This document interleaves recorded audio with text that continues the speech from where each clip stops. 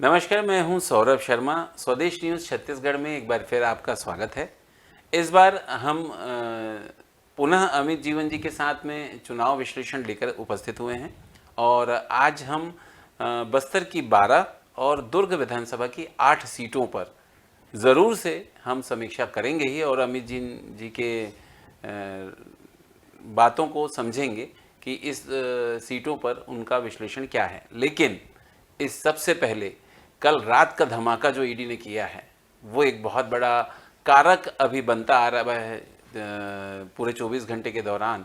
तो मैं अमित जी से जानना चाहूँगा कि इस ईडी के धमाके के पीछे उनकी क्या राय है। देखिए सौरभ जी, क्या है कि कल जो ईडी ने आरोप लगाया है कि 508 करोड़ रुपए का जी फंड जो है भूपेश बघेल जी को मिला है महादेव सट्टा के द्वारा। भूपेश जी ने इसका प्रत्युत्तर देते हुए कहा है कि ये सब चुनावी हथकंडे हैं। छत्तीसगढ़ प्रदेश में उन्होंने एक बार कहा कि जितने कुत्ते नहीं हैं उससे ज़्यादा ईडी और आईटी वाले घूम रहे हैं। तो खैर इस टाइप की भाषा तो नहीं बोली जानी चाहिए, परंतु अगर ईडी ने आरोप लगाया है तो ईडी को निराधार आरोप नहीं लगाना चाहिए, ये तो ईडी को सोचना है। भूपेश जी ने कहा है कि हमें चुनाव के वक्त में बदनाम करने के लिए वो हमसे लड़ नहीं सकते, हमसे टकरा नहीं सकते, इसलिए वो ईडी और आईटी का सहारा ले रहे हैं। परंतु ईडी के द्वारा आरोप लगाया जाना ये कोई साधारण बात नहीं है जी। निराधार रूप से ईडी इस तरह के आरोप नहीं लगा सकती, क्योंकि उसके लिए ईडी खुद जिम्मेदार होती है। अगर उसकी जांच या उसके आरोप सही नहीं पाए जाते हैं तो उसके खिलाफ भी एक्शन लिया जा सकता है। जी बिल्कुल, भूपेश जी के पास उसी कानून के अंतर्गत ये सुविधा है कि वो सुप्रीम कोर्ट में या वहाँ रेट लगा करके ईडी के खिलाफ भी दायर केस कर सकती है। बेशक जी। अगर आरोप झूठे पाए जाते हैं तो वो मानहानि का दावा भी लगा सकते हैं। जी। कल मैं बयान सुन रहा था माननीय मुख्यमंत्री जी का। वे कह रहे थे कि सुनी सुनाई बातों पे इस तरह एक्शन लेना, कल को हम अगर कह दें कि प्रधानमंत्री के ऊपर जो है हम कोई आरोप लगा देंगे तो क्या आप प्रधानमंत्री के पास जांच के लिए चले जाएंगे? तो देखिए, ये प्रजातंत्र है। प्रजातंत्र है तो जांच तो किसी की भी हो सकती है, लेकिन प्रमाण होना चाहिए। अगर आपके ऊपर आरोप लगे हैं तो ईडी को प्रमाण देना पड़ेगा जी। और अगर ईडी प्रमाण नहीं दे पाई तो उसका जो है खामियाजा ईडी को भी भुगतना पड़ेगा। देखिए, जहां तक चुनाव की बात है ना सौरभ जी, तो ये आरोप प्रत्यारोप जो है वो चलते रहेंगे, लेकिन अगर आरोप सही निकला तो कांग्रेस को जो है इसका बहुत बड़ा खामियाजा उठाना पड़ेगा, और अगर आरोप गलत निकला तो भारतीय जनता पार्टी को इसका खामियाजा भुगतना पड़ेगा। देखिए, दूध का दूध और पानी का पानी होना बहुत ही जरूरी है। आरोप से देखिए, अगर आपकी समाज में, प्रदेश में कोई प्रतिष्ठा है और उस पर आरोप लग जाता है और आरोप को जो है कुछ लोग सही और कुछ लोग गलत मान रहे हैं, तब भी आपकी जो है प्रतिष्ठा की जो है वो प्रतिष्ठा को क्षति पहुंचती है। और राजनीतिक खेल ही ये परसेप्शन का है, यश का है। अगर आरोप प्रत्यारोप के ऊपर आप जाते हैं तो आप पौराणिक काल में जाइए। एक नाई के द्वारा माता सीता के ऊपर आरोप लगा देने मात्र से उनकी अग्नि परीक्षा ली गई थी जी। तो आरोप लगना जो है ये, इसको मतलब आप साधारण रूप में नहीं ले सकते। बिल्कुल, ये जो है क्षति पहुंचाता है आपकी छवि को जी। तो इस टाइप का अगर आरोप लगा है तो भूपेश सरकार को इसकी सफाई देनी पड़ेगी और भाजपा सरकार को या ईडी को प्रमाण देने पड़ेंगे। जो भी इसमें डिफॉल्ट कर गया, जो भी इस पे कमजोर पड़ गया, निश्चित जानिए चुनाव परिणाम में वो उसके लिए घातक होगा। जी अमित जी, मैं यहीं पर आपका ध्यान दिलाना चाहूँगा कि भ्रष्टाचार के खिलाफ तो मोदी की जंग चल ही रही है और बीजेपी हमेशा कहती है कि हम भ्रष्टाचार के बिल्कुल खिलाफ हैं। और हमने यहाँ पर भी देखा है, दुर्ग संभाग की जो 8 सीटें हैं, उन पूरे 8 सीटों में से 3 जगहों का दुर्ग भिलाई में तो क्राइम का स्तर बहुत ज़्यादा बढ़ गया। महादेव ऐप जो है वो वहीं से शुरू हुआ है। एक जूस बेचने वाला सौरभ चंद्राकर नाम का व्यक्ति है, उसने ये महादेव ऐप शुरू किया, वही मास्टरमाइंड है। फिर इस पूरे घटनाक्रम में ये बात से आप इनकार कर पाएंगे क्या कि छत्तीसगढ़ में क्राइम रेट थोड़ा बढ़ा है? निश्चित ही ऐसा प्रतीत हो रहा है कि क्राइम रेट जो है पहले से बढ़ा है। और ये महादेव ऐप का जो प्रकरण है, ये माननीय मुख्यमंत्री जी के विधानसभा क्षेत्र के उसके जिले के अंदर आ रहा है। ये भी उनके लिए जो है, ये देखा जाए तो ये नुकसानदायक संयोग है। हो सकता है कि इसके पीछे वाकई ईडी की जो बात कही जा रही है उसका कोई लिंक मिलता है। देखिए, ईडी ने अगर आरोप लगाया है तो धुआं तो तब उठता है जब कहीं ना कहीं आग लगी हुई होती है। मैं नहीं कहता कि उन्होंने कुछ ऐसा किया होगा, ठीक बात, लेकिन क्योंकि आरोप लगा है तो इसका प्रमाण तो देना पड़ेगा, या अपने आप को निष्पक्ष या बेदाग साबित तो करना पड़ेगा। जी अमित जी, हम क्राइम रेट की बात ही कर रहे हैं और इसी के संदर्भित एक प्रश्न और है। कांग्रेस हमेशा आरोप लगाती है बीजेपी पर और मोदी पर कि वो हिंदू मुस्लिम बहुत ज़्यादा करते हैं। अब छत्तीसगढ़ में तो भूपेश जी की सरकार है, तो मैं यहाँ दो घटनाओं का विशेषता उल्लेख करूँगा। कवर्धा में जो दंगे हुए थे, दंगा ही कहा जाएगा उसमें, और वीरनपुर की जो घटना है, ये दोनों ही दो समुदायों के बीच की लड़ाई थी। यहाँ क्यों हुआ, इस पर आप कुछ बताएंगे?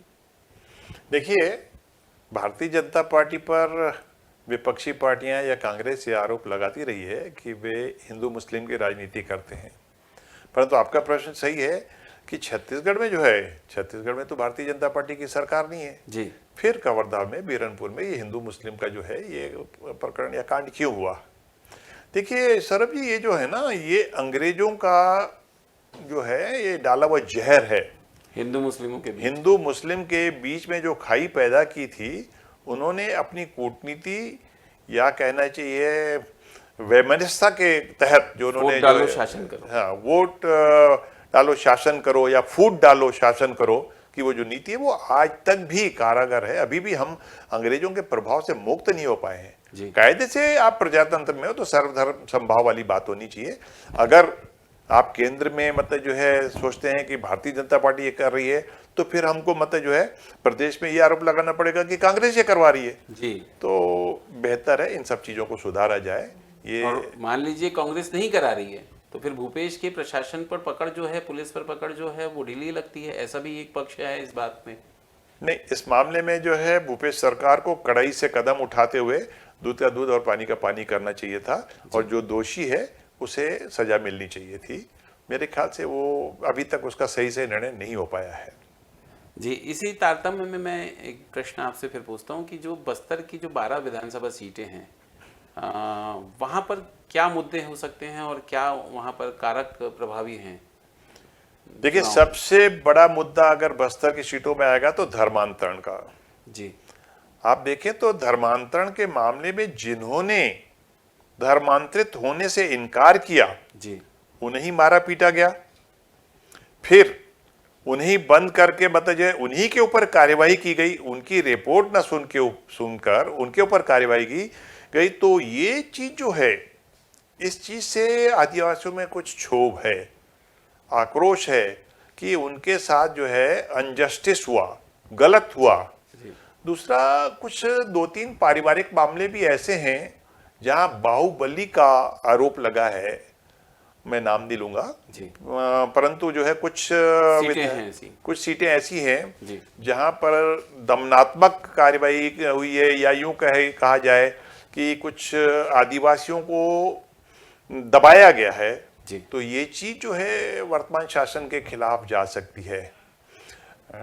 मैं समझता हूं जो बस्तर का चुनाव है शायद पहले से कुछ हट कर रिजल्ट देगा।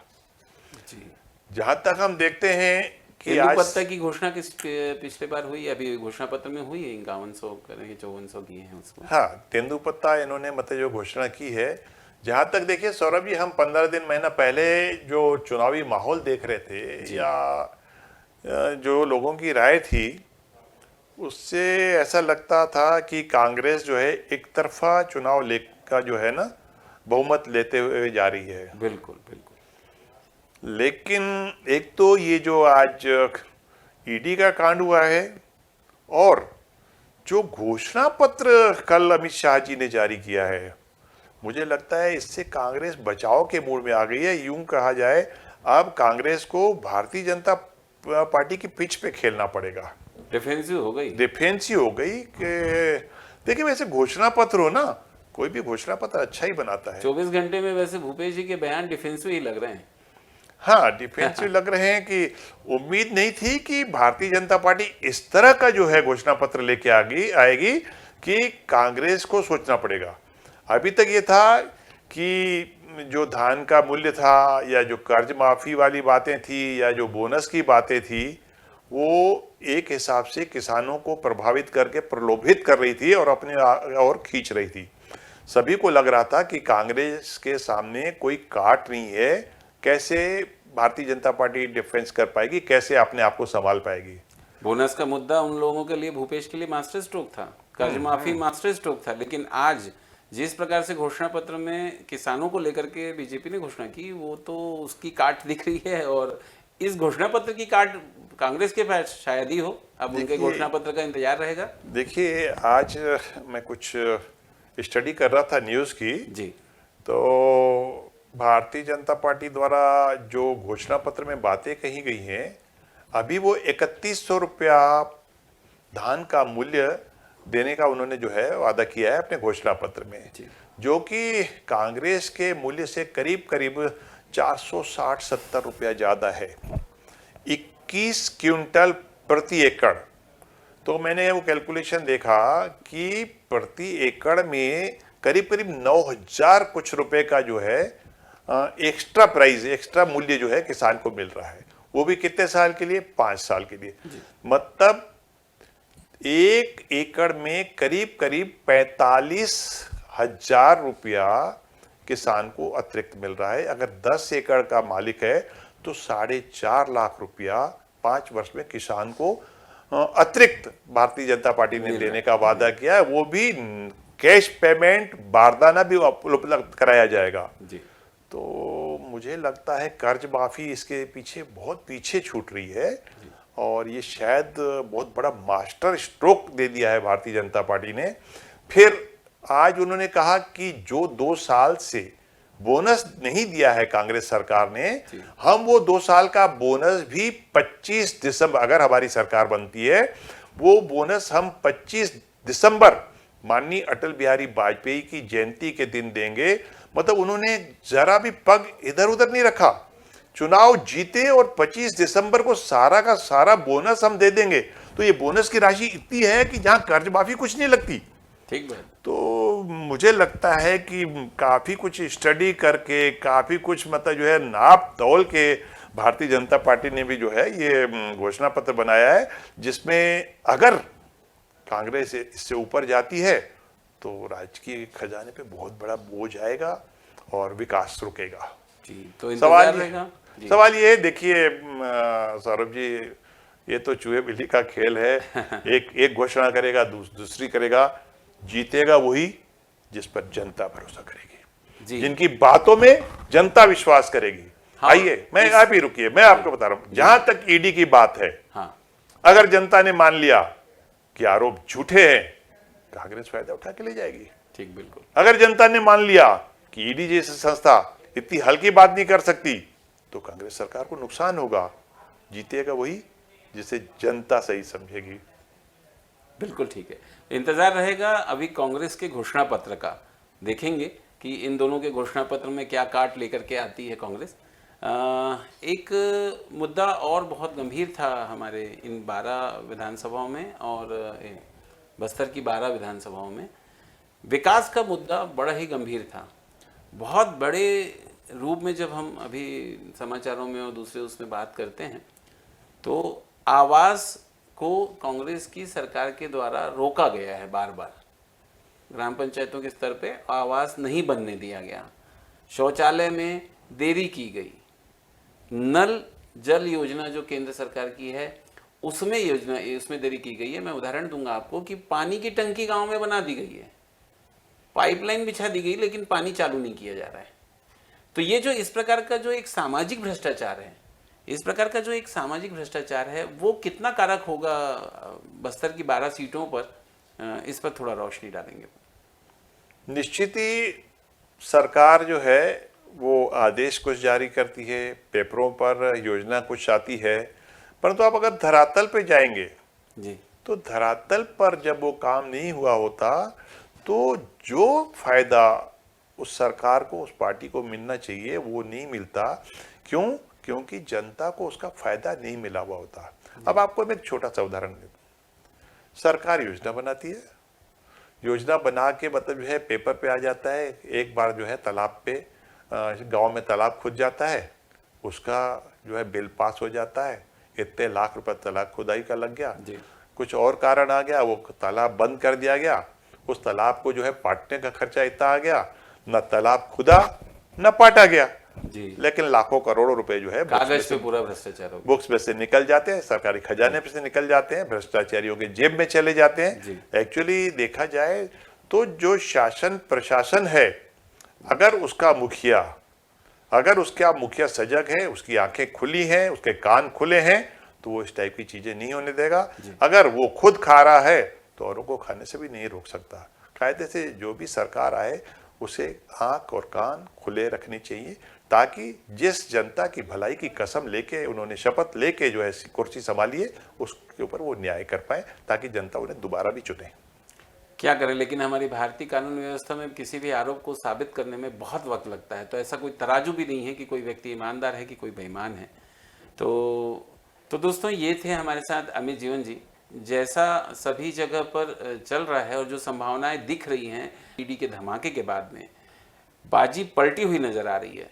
इंतजार जरूर रहेगा कांग्रेस के घोषणा पत्र का। अब वो क्या काट लेके आती है बीजेपी के घोषणा पत्र की, ये हम जरूर देखेंगे। और अमित जी के साथ एक बार फिर से मुलाकात होगी और आप लोगों के साथ भी एक बार फिर से मुलाकात होगी। तब तक के लिए नमस्कार।